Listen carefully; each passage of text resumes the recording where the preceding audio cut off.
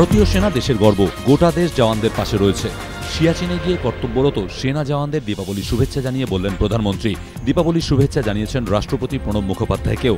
আজ সিয়াচিনে জওয়ানদের সঙ্গে বেশ কিছুক্ষণ সময় কাটানোর পর সেখান থেকে শ্রীনগরে যান প্রধানমন্ত্রী। কথা বলেন বন্যা দুর্গতদের সঙ্গে।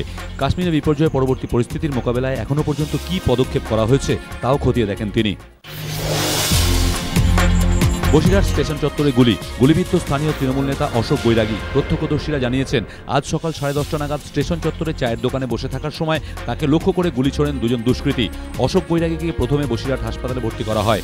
অবস্থা সংকটজনক হওয়ায় তাকে আরজিকর হাসপাতালে স্থানান্তরিত করা হয়েছে। কংগ্রেস কর্মীরাই এই ঘটনা ঘটিয়েছে বলে অভিযোগ তৃণমূল নেতার ভাই হারান বৈরাগীর। অভিযোগ অস্বীকার করেছে কংগ্রেস। তদন্তে বসিরহাট থানার পুলিশ।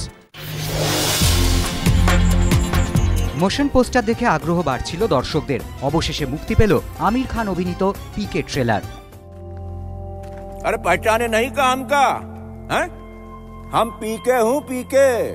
कहता था शहर के हर ब्रिज पर होते हैं एटीएम। মুম্বাইয়ের ট্রেলার লঞ্চ অনুষ্ঠানে আমির খান, অনুষ্কা শর্মা ছাড়াও উপস্থিত ছিলেন পিকের পরিচালক রাজু হিরানি ও প্রযোজক বিধু বিনোদ চোপড়া।